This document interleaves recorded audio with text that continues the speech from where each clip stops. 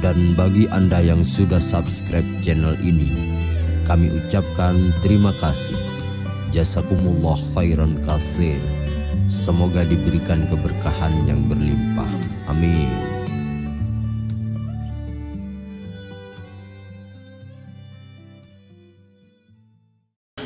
Bapak Dr. Sarim Sembiring, Bapak Dr. Sarim Sembiring MP, beliau adalah dosen pasca sarjana Bu, Universitas Dharma Agung di Medan, dan beliau adalah alumni program doktor Universitas Gadjah Mada Yogyakarta. Jadi walaupun beliau orang Medan tapi Jawanya lekoh ya Bu, insyaallah. Untuk itu kami undang Pak Dr. Salim Sembiring untuk bisa memandu acara bedah buku pada kesempatan kali ini. Silakan.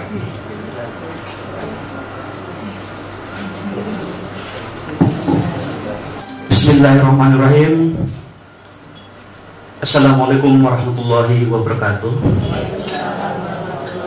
Alhamdulillah, kita panjatkan puji syukur kepada Allah Subhanahu wa taala yang telah melimpahkan rahmat dan hidayahnya kepada kita semua, sehingga pada kesempatan pagi ini kita dapat bertatap muka dalam acara bedah buku yang nanti akan disampaikan oleh Bapak Sugi Nur Raharja. Beliau adalah kiai atau mubalik yang sudah tidak asing lagi bagi kita semua, Bapak Ibu. Ya, salam dan salawat kita juga kita panjatkan kepada junjungan kita Nabi besar Muhammad Sallallahu Alaihi Wasallam. Bapak Ibu sekalian, sebelum kita tampilkan nanti Gus Nur atau Pak Sugi Nur Raharja, baiklah akan saya bacakan kurikulum vitae beliau terlebih dahulu. Mungkin ada yang sudah melihat beliau dari channel YouTube, tetapi apa saja prestasi beliau ataupun jejak langkah beliau dari awal beliau sebagai seseorang yang tidak dikenal sama sekali sampai dengan sekarang sebagai ulama papan atas. Beliau Bapak Sugi Nur Raharja dilahirkan di Bantul, Yogyakarta 11 Februari 1974.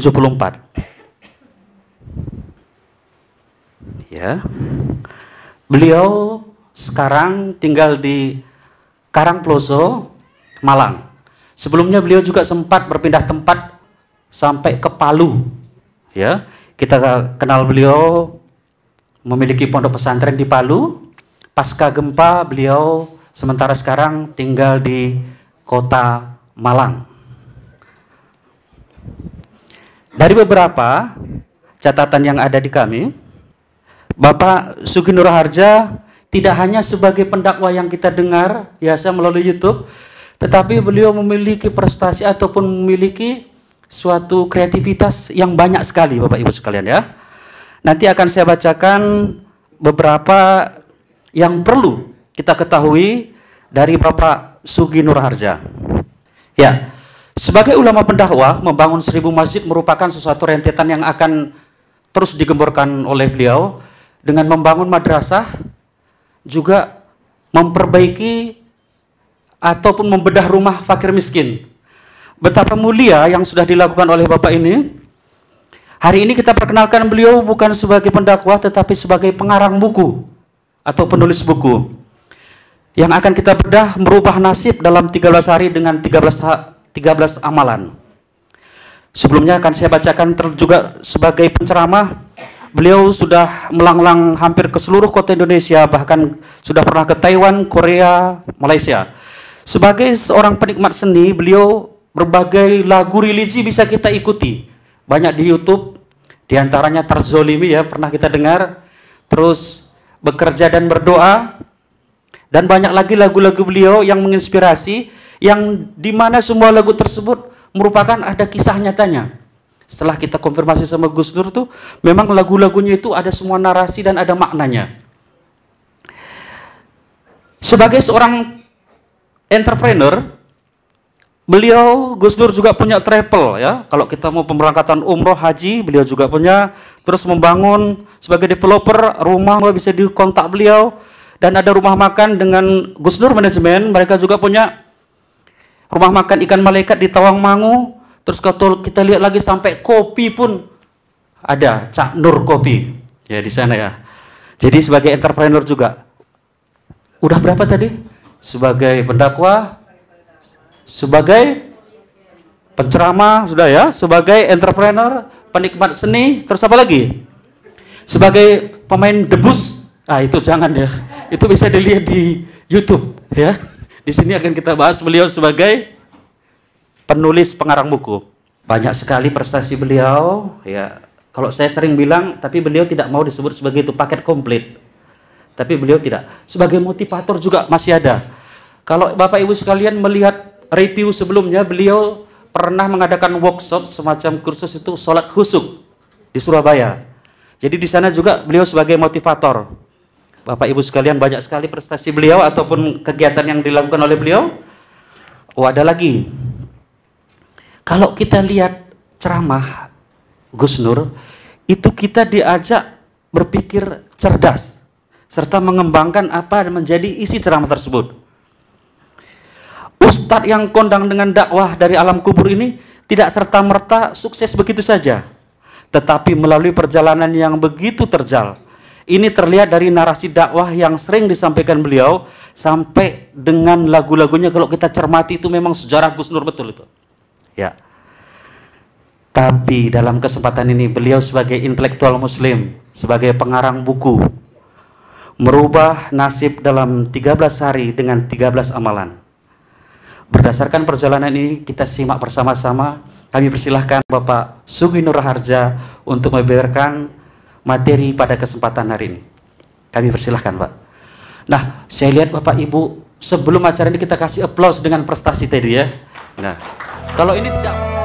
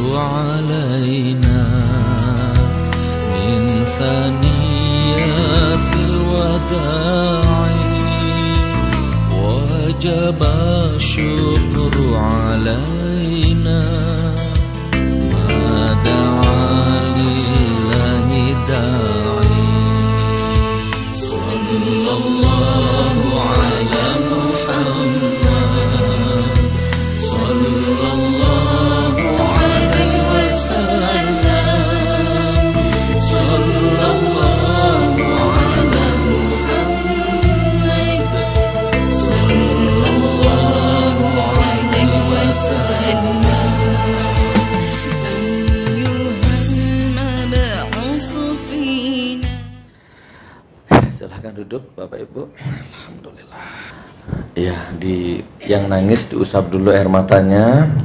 Insya Allah sebanyak apa tadi air mata keluar, sebanyak itu beban hidup Anda keluar, insya Allah ya. Baik, kita mulai. Assalamualaikum warahmatullahi wabarakatuh. Ada yang belum jawab? Assalamualaikum warahmatullahi wabarakatuh. Alhamdulillah ya Allah, alhamdulillah ya Allah, alhamdulillah ya Allah, alhamdulillah rabbil alamin. Assalatu wassalamu ala rasulillah sayyidina Muhammadi wa ala alihi wa sahbihi ajma'in. Rabbi shrah li sadri wa yassir li amri wahlul 'uqdatam min lisani yafqahu qawli, amma ba'du. Undangan yang dimuliakan Allah, jamaah yang dirahmati Allah, Anda semua yang hadir di ruangan ini, yang pilihan Allah ya, insya Allah pilihan Allah. Insya Allah hari ini kita akan bersama kurang lebih setengah hari sampai jam 12 siang nanti.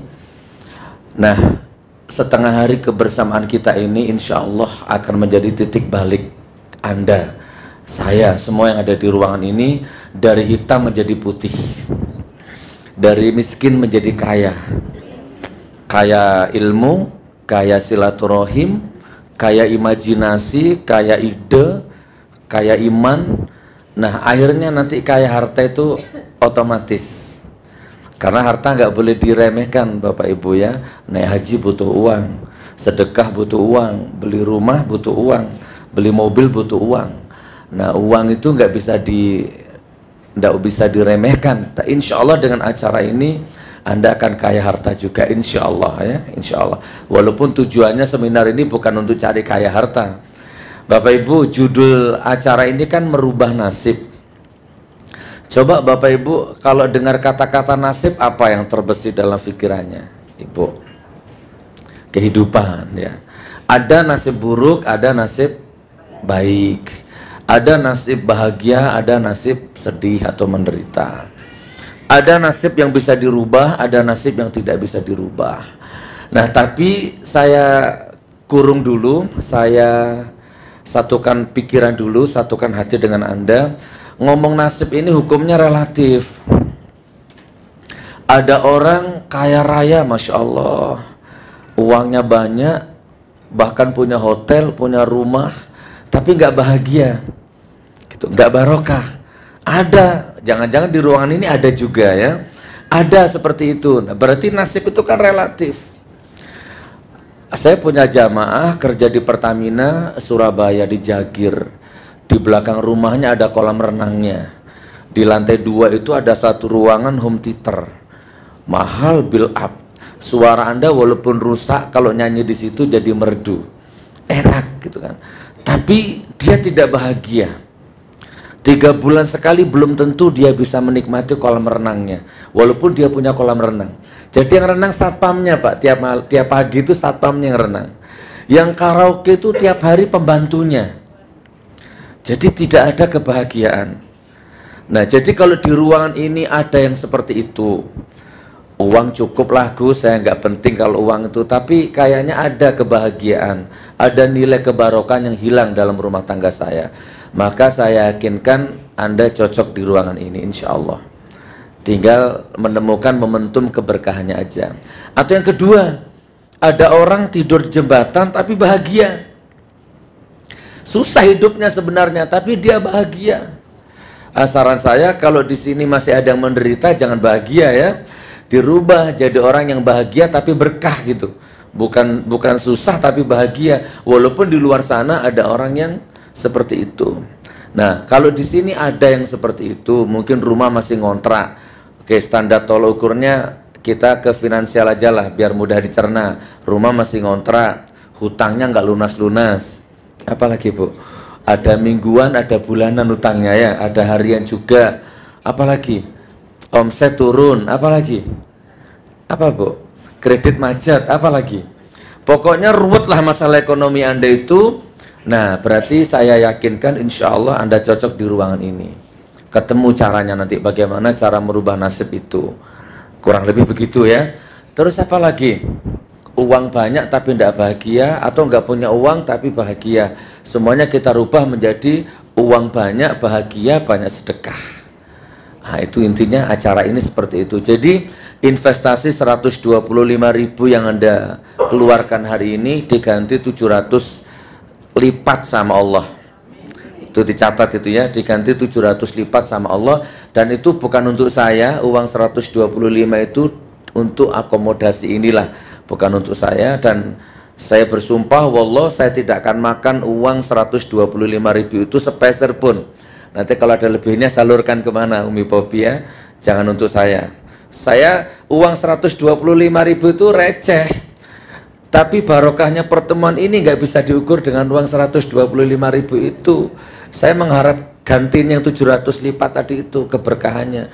Bisa bentuk kesehatan, jantung, mata, kulit, hati, pikiran, itu nggak bisa diukur dengan uang.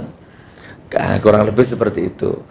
Sudah ya, tidak ada dusta di antara kita ya, saudaraku. Ini bukan pertemuan kapitalis, industrialis, bisnis, apalagi multi level, bukan ya. Nggak ada bisnis apa-apa, ini bisnis akhirat ini, insya Allah. Amin amin ya rabbal alamin. Oke, jadi gini saudaraku, merubah nasib dalam waktu 13 hari. Oke, saya kasih gambaran dulu. Di awal ini saya kasih gambaran supaya Anda langsung nyambung ke belakangnya supaya enak nanti.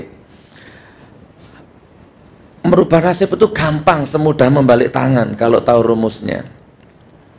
Ada orang dari pagi berangkat sampai pulang pagi lagi, tapi tetap seperti itu, stuck terus hidupnya. Ya Allah ya, kenapa kok bisa begitu? Coba Ibu, penyebabnya apa? Bahkan begini, profesi ini gagal, pindah profesi yang lain. Jadi sopir taksi gagal, pindah ke Gojek. Jadi Gojek gagal, pindah jual martabak. Jual martabak gagal, pindah jualan nasi. Jualan nasi gagal, pindah jadi guru honorer. Guru honorer ya. Gagal, pindah lagi jadi apa? Jadi apa, Bu? Jadi penyiar radio. Gagal, pindah lagi jadi apa?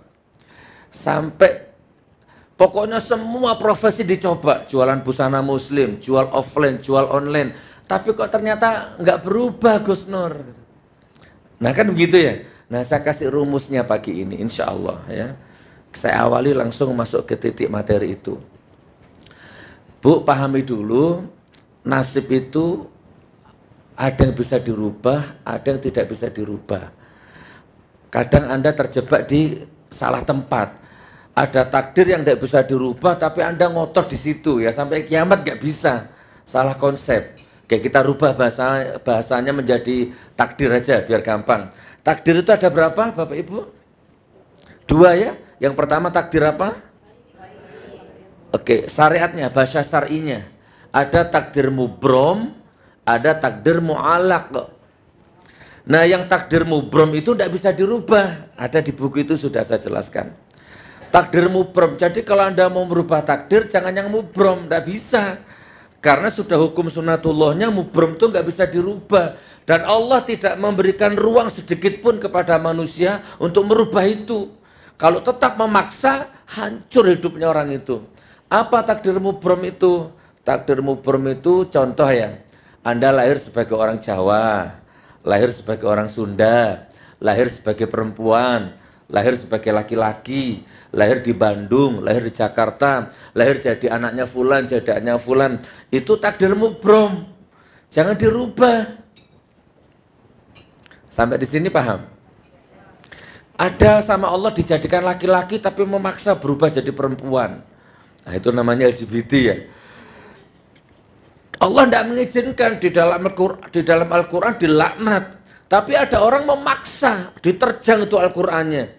Walaupun nggak operasi kelamin, tapi dia memaksakan diri jadi perempuan. Wallah, dunia akhirat hancur hidupnya, nggak bisa. Itu takdir mubrom, jangan dirubah-rubah lagi. Pahami sampai di sini Bapak Ibu. Saya dulu protes, ya Allah, kenapa engkau takdirkan aku jadi anaknya pendekar? Aku mau jadi anaknya kiai, ya Allah. Protes saya dulu, sebelum saya paham. Oh, ternyata ini sudah takdir mubrom saya. Itu bagian dari takdir mubrom, jangan disalahkan. Itu takdir yang tidak bisa disalahkan. Walaupun sekarang alhamdulillah saya baru tahu ternyata abah saya pendekar. Tapi mbah-mbah saya ternyata juga banyak kiainya ternyata. Banyak ulamanya juga. Nah, nikmati takdir mubromnya ya. Bagian masa lalu Anda nikmati apapun. Terus yang kedua takdir mu'alaq.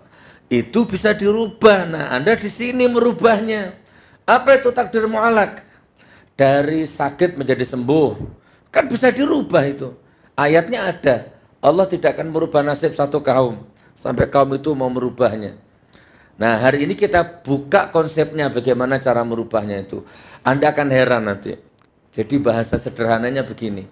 Anda akan menolak uang nanti. Anda bilang gini, kalau ukurannya finansial ya. Sudah uang, sudah. Jangan masuk ke rekeningku. Udah, rekeningku penuh. Please. Anda sampai gitu nanti. Tapi uangnya jawab, nggak mau tahu, suruh siapa. Kamu jadi orang-orang yang bersistem, orang-orang sukses. Jadi uangnya ngotot masuk ke rekening Anda. Anda sudah nolak-nolak itu. Ya apa kalau jadi orang seperti itu? Enak nggak enak? Enak ya, banyak sedekahnya, Masya Allah. Takdir mu'alak, dari sakit menjadi sembuh, dari miskin menjadi kaya, bisa enggak? Sangat bisa. Sangat bisa, apalagi Pak dosen, dari miskin menjadi kaya, apalagi? Sedih menjadi bahagia. Dari pecundang menjadi khalifah, bisa. Saya dulu pecundangnya orang dulu, tiap hari nipu orang terus saya, ya Allah. Ya utang banyak, tapi alhamdulillah detik ini saya nggak punya utang.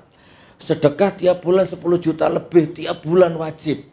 Nggak tahu dari mana uangnya itu. Kan saya punya pesantren, ada santri 350 orang, semua saya gratiskan.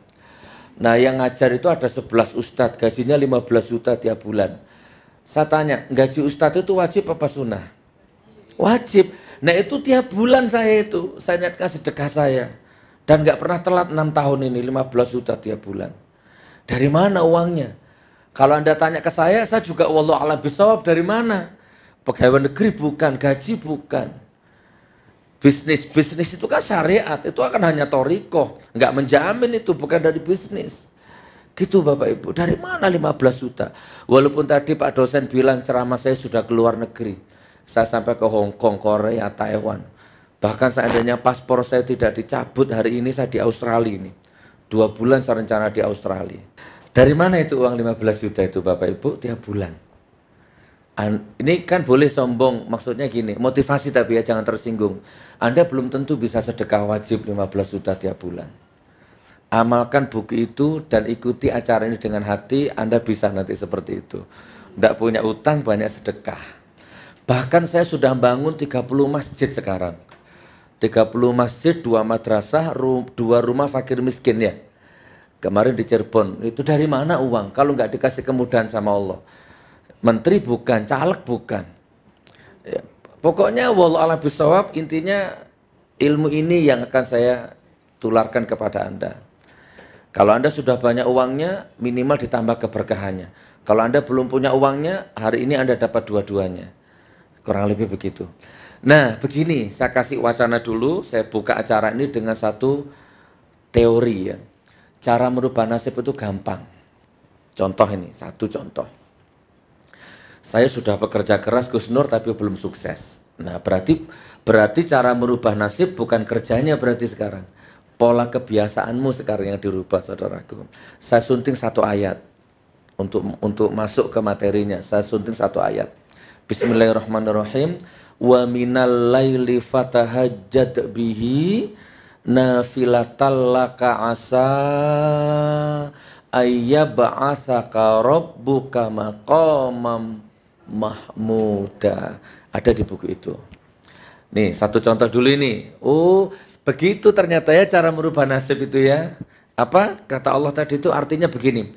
Bangunlah pada sebagian malam, sholat tahajudlah, supaya kamu akan aku tempatkan di tempat yang mahmuda, tempat yang suci, tempat yang terpuji, termulia lah istilahnya. Mulia dari segi martabat, aura, harga diri, uang, finansial. Masya Allah. Nah, perhatikan, saya kasih analogi ya. Contoh ini. Kerja ini sudah gagal, kerja ini sudah gagal juga, kerja ini sudah gagal juga. Berarti sekarang konsepnya dirubah. Jangan pusing dengan pekerjaannya, tapi sekarang dirubah dengan cara spiritualnya. Ah, mulai besok saya mau tahajud, bismillah. Tapi berat, kan seumur-umur gak pernah tahajud. Ya sudah, pasang alarm. Saya akan pasang alarm jam berapa kalau tahajud? Di Bandung. Jam 3 ya. Tek, jam 3. Tidur Anda. Jam 3 bunyi alarmnya. Kring, Anda kaget. Karena Anda belum terbiasa, dimatikan alarmnya. Dek, tidur lagi Anda. Ya kan? Tidak apa-apa, namanya belum kok. Kan proses. Makanya saya tulis 13 hari itu. Maksudnya 13 hari itu bangun sistemnya. Bangun habitnya. Hari pertama gagal, nggak apa-apa. Begitu subuh Anda bangun, Anda nyesal. Ya Allah, tadi sudah bunyi alarm. Kenapa tak matikan? Nggak apa-apa, saya nggak putus asa. Nanti saya coba lagi. Hari kedua Anda coba. Nah, begitu cara merubah nasibnya. Jadi bukan pekerjaannya yang bingung dirubah. Ini sekarang dirubah ini. Hari kedua dicoba jam 3. Tidur. Kering, bangun Anda. Tapi gagal ternyata. Kenapa mata ini berat?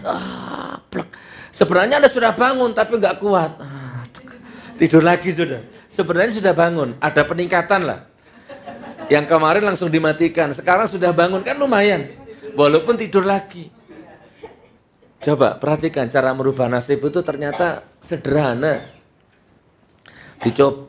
Nah, subuh Anda menyesal lagi. Ya Allah, aku harus bisa. Wah, mulai ada peningkatan, mulai ada emosi. Dicoba, mulai radikal. Saya nggak boleh gagal. Alarmnya ditempel, diikat karet. Kan radikal sudah, mulai diikat karet itu alarm itu. Itu hari ketiga itu. Ternyata bunyi Pak dosen jam 3. Tring, Anda bingung, Anda sudah nggak bisa matikan ini. Ya kan, Anda terganggu, akhirnya Anda bangun. Anda bangun, lumayan sudah bisa ke kamar mandi walaupun sambil tidur. Lumayan Bu, sudah bisa ambil wudhu walaupun nggak sempurna. Jadi wudhunya gini aja. Dah, Anda mulai sholat. Perhatikan Bu cara merubah nasib. Usolli sunnata tahajud, rakaataini lillahi ta'ala, Allahu Akbar. Ini walaupun Anda sambil tidur ini. Sudah nggak apa ya, sholatnya sudah nggak sempurna. Bahkan Anda mungkin lupa itu berapa rakaat itu ya. Intinya tiba-tiba Anda salam langsung tidur lagi di sajadah. Nggak kuat. Beratnya merubah nasib itu sebenarnya merubah kebiasaannya itu, bukan merubah pekerjaannya. Kalau Anda dari satu pekerjaan pindah ke pekerjaan yang lain, nggak berubah nasib Anda, dapat capek. Yang bekerja Anda, tapi kalau caranya seperti ini nanti bekerja Allah nanti. Oke, Anda tertidur di sajadah itu. Tiba-tiba subuh Anda bangun, alhamdulillah, ternyata aku sudah tahajud tadi. Yes! Seneng Anda. Terus tiba-tiba Anda, loh, kok salah kiblat? Oh, ternyata kiblatnya sana. Ternyata Anda salah kiblat. Coba nikmat enggak itu coba? Enggak apa-apa, tetap sah tahajudnya. Itu malaikat lucu tertawa, malaikat itu lihat Anda itu. Allah pun bahagia melihat Anda itu. Coba nikmati prosesnya coba. Hari keempat mulai. Hari kelima, hari keenam sudah mulai sempurna wudhunya. Hari ketujuh mulai berani mandi. Coba mandi gitu kan. Hari ke-8, hari ke-9 mulai ada rasa bahagia. Saya potong ceritanya, hari ke-13 Anda sudah nggak butuh lagi alarm. Wallah. Bu, ini klimaksnya. Anda sudah tidak butuh lagi alarm karena begitu jam 3 otomatis mata Anda bangun, teng, dan nggak bisa tidur lagi. Terbangun satu kebudayaan baru, imajinasi baru, ilmu baru, habit baru. Di dalam ruang dadamu itu, di dalam kehidupanmu itu terbangun. Coba saya tanya, jawab dengan imannya. Kalau makom ini sudah kena, sakit semua rasanya kalau nggak bisa tahajud itu. Nggak bisa, pokoknya kalau jam 3, teng, sudah nggak bisa tidur lagi. Pasti tahajud Anda. Kalau makom ini sudah kena, nasibmu berubah. Wallah. Pekerjaan bukan hal yang berat lagi, tiba-tiba pekerjaan yang datang mencari dirimu. Peluang yang datang menghampiri dirimu. Pagi-pagi ada tamu nggak diundang, bawa proyek. Pagi-pagi ada teman lama datang, bawa rezeki. Ada wayarzuqhu min haitsu la yahtasib. Itu nanti berlaku nanti. Coba satu analogi ini kembangkan Ibu. Bukan pekerjaan yang dirubah. Kebiasaan buruknya dirubah. Kebiasaannya itu yang dirubah. Nah, termasuk sholat duha. Tadi saya sudah 4 rakaat. Saya mau upgrade 12 rakaat tapi belum bisa. Sampai detik ini saya baru 4 rakaat bisa istiqomah. Padahal kalau 12 rakaat saya bisa. Waktu punya saya, tapi kenapa kok berat? Nah, coba. Bapak Ibu siap ya tahajud ya? Walaupun salah kiblat gak apa-apa ya. Kan proses. Oke, sampai di sini nerima enggak logikanya? Kalau itu kena ayat itu berlaku. Apa? apa tadi ayatnya tadi? Wa minal laili fatahajjat bihi nafilatan laka asa ayyab'atsaka rabbuka maqaman mahmuda. Maqam mahmuda itu kena akhirnya. Tempat terpuji itu kena. Dan Allah kan gak mungkin dusta di dalam ayatnya. Gak mungkin. Sebagian malam bangunlah, sholat tahajudlah, supaya aku menempatkan kamu di tempat yang terpuji. Ya sudah, sholat tahajud mulai sekarang diprioritaskan, bidik. Saya bisa aja kasih judul merubah nasib 16 hari misalkan. Merubah nasib 30 hari, kelamaan. 13 hari itu enak sudah insya Allah. Mudah-mudahan, nah ini relatif ini. Jangan-jangan hari ketiga sudah kena momentumnya. Jangan-jangan hari kedua sudah, apalagi yang sudah ada basic, ada dasar. Nah yang belum ini 13 hari. Perhatikan Bapak Ibu, Gus Nur kok berat ya? Lebih berat mana dengan kehidupan Anda berapa? Umurnya 40 tahun, 30 tahun. Kan berat selama ini hidup Anda. Lebih berat mana? Walaupun nggak menjalankan tahajud, hidup Anda sudah berat. Sama kan? Sudah dirubah konsepnya. Alhamdulillah saya merasa bahwa yang kerja ini bukan saya tapi Allah. Konsepnya bagaimana? Tahajud tadi itu langkah pertama. Ada di halaman berapa itu? Ada itu tahajud itu. Ya kan? Ada istiqomah, tahajud dan duha.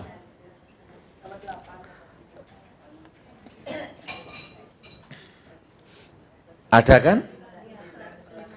Nah, nanti dibaca ya. Di sini jangan dibaca, di sini fokus ke sini aja. Jadi ternyata gampang ya merubah nasib itu ya. Gampang, hanya seperti itu. Sekarang apa profesinya ini? Profesinya apa sekarang? Profesi ini. Secara gaji nggak cukup, nggak apa-apa gaji nggak cukup. Itu kan kalkulator manusia. Nggak apa-apa, tapi kalau diamalkan ilmu ini, nanti kalkulatormu nggak berlaku nanti. Oke, saya kasih lagi satu contoh.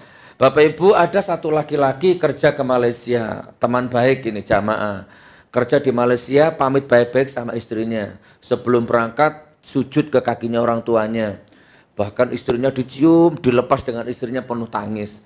Adik, doakan Mas ya sukses. Mas cuma kontrak 2 tahun aja di Malaysia, cari modal. Oke, dilepas dengan anaknya dengan air mata semua di bandara itu. Merantau suaminya ke Malaysia. 1 tahun sudah bikin rumah di itu, di Indonesia itu. Transfer uang, terus gajinya ringgit itu. Kerja kuli bangunan di Malaysia. Nah ternyata setelah di rumah istrinya hanya berdoa saja tugasnya. Ya tahajud, ya duha, pokoknya berdoa terus. Komunikasinya mesra baik. Mau habis masa kontrak, laki-laki ini berubah pikiran. Enak cari uang di sini ternyata ya. Padahal di rumah sudah punya toko, sudah punya rumah, pulang aja sudah bahagia sebenarnya. Tapi laki-laki ini ternyata nggak bersyukur. Dia malah berpikir begini, ini 1 orang yang kerja. Andai kata 2 orang yang kerja, apa enggak 1 tambah 1 2 kira-kira. Seandainya istriku tak bawa ke sini, ikut kerja di sini, pasti tambah sukses. Nah coba, dia sudah mulai melupakan kalkulatornya Allah. Padahal jauh lebih berkah istrinya di rumah mendoakan. Dan jadi rumah, jadi toko, tapi dia mulai enggak ke sana arahnya. Ditelepon istrinya, ya Pak Dek, Mas pulang atau adik ke sini? Walaupun adik nggak kerja, minimal tak nambah lagi 1 tahun, adik nemeni Mas di sini. Ya namanya istri ya aja, apalagi kumpul suami kan seneng. Apalagi sudah 2 tahun nggak ketemu. Intinya saya potong ceritanya, istrinya terbang ke Malaysia.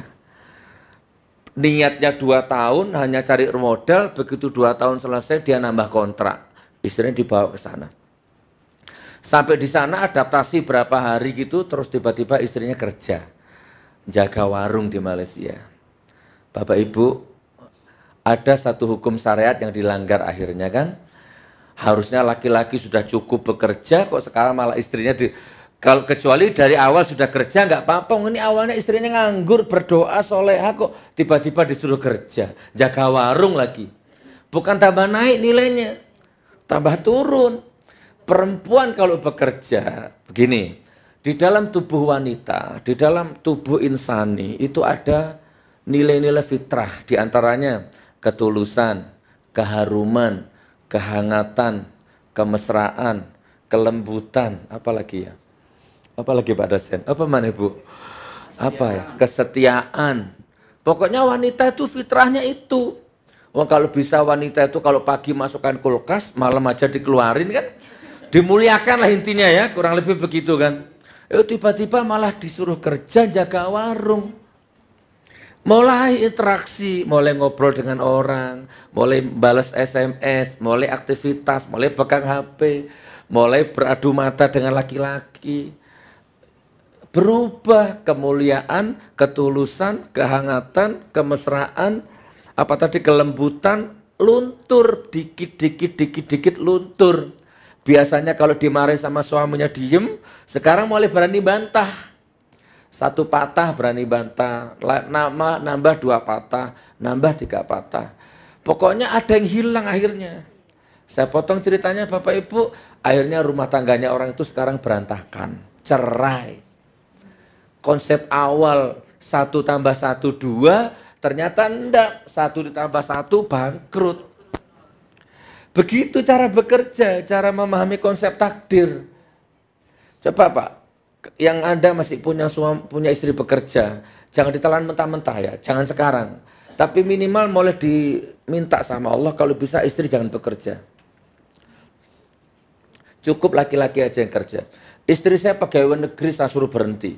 Jangan dituru ya, jangan ditiru. Pokoknya jangan ditelan mentah-mentah, kita beda makom. Ya, istri saya, waktu saya melamar, kalau saya nyuruh istri saya berhenti dari pegawai, saya kaya, wajar. Waktu itu saya dimakan aja susah, baju satu lengket di badan. Melamar wanita, gadis. Saya duda waktu itu. Saya datangi orang tuanya, Pak, saya nggak suka punya istri kerja. Insya Allah nanti kalau saya jodoh, istri saya suruh keluar dari pegawai negerinya. Guru, seandainya Anda jadi orang tuanya istri saya waktu itu mungkin ngusir mentah-mentah ke saya mungkin ya. Kan nggak masuk logika. Jadi akhirnya orang tua saya keberatan, mertua keberatan. Dan wanti sama istri saya. Jangan sekali-sekali keluar jadi pegawai negeri. Itu pesannya Bapak. Gitu. Begitu disampaikan ke saya, ya sudah saya nggak boleh egois, kita nikah aja dulu, kita jalani dulu. Akhirnya begitu menikah, keputusan itu benar-benar saya ambil. Saya tipe laki-laki yang nggak bisa punya istri bekerja. Sudahlah, suka nggak suka, suka dukanya cukup nggak cukup, biarkan Abi yang kerja. Tanggung jawabnya Abi, bismillah, resign. Dan alhamdulillah sekarang di dalam keluarganya istri saya secara finansial, secara martabat jauh di atas semua saudara-saudaranya. Ini kalkulator Allah gitu loh saudaraku. Bapak kalau masih punya istri bekerja, pulang dari sini satukan visi dulu, walaupun nggak sekarang, mungkin bulan depan atau tahun depan nggak apa-apa. Akan tiba satu titik di mana istri cukup duha dan tahajud saja di rumah. Coba perhatikan. Jadi sebelum bekerja, cium pipinya istri, gitu kan. Terus istri ambil tangannya suami, Assalamualaikum Abi, Waalaikumsalam. Kerja suaminya, wallah Anda sukses, apapun pekerjaanmu. Nah, kisah di Malaysia tadi itu hanya satu, tapi ada kisah-kisah serupa seperti itu dikembangkan. Ya syukur-syukur kalau memang Anda sudah wanita karir, ya nggak apa-apa. Ini kan bukan berarti saya menyuruh Anda berhenti bekerja ya, dikembangkan ya. Kita lebih ke arah keberkahannya ini. Ya, ar-rijalu qawwamuna 'alan nisa. Jadi saya, Mama, mulai sekarang Mama diam, bantu Abi doa, Bapak, Ibu, mertua, anak, ponakanmu semua Abi muliakan. Mama nggak boleh sedih mulai sekarang. Begitu saya. Bismillah. Dan semua pikiran ilmu saya curahkan untuk istri saya. Untuk kemuliaan istri saya. Begitu Pak. Sampai di sini sudah ada wacana? Alhamdulillah. Sudah bisa merubah nasib ya? Alhamdulillah. Barakallah. Oke. Sekarang kita masuk ke materi. Ada 7 slide. Ayo kita bekerja apa saja, yang penting halal dan barokah.